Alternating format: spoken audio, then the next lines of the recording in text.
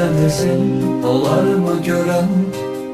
Edebilirəm derliğimi, bilirsən denizi çok sevirəm mən.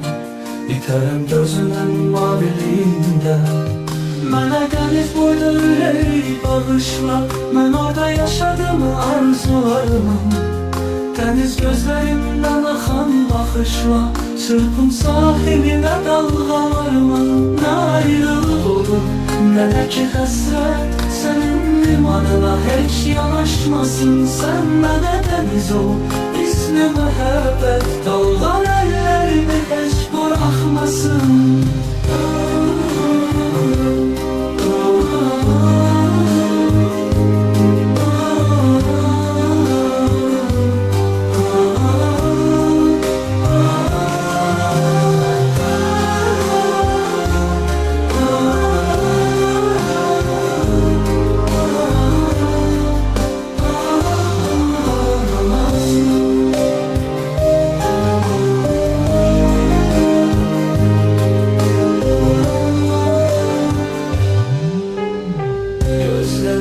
Denizin olar mı gören?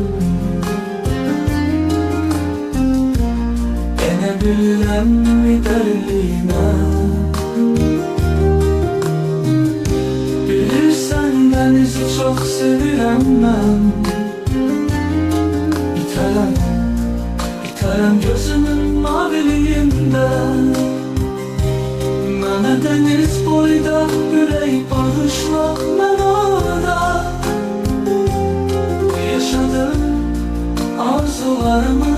Deniz qarımı, deniz gözlerimden akan bakışla, çırpın sahiline dalgalarımı.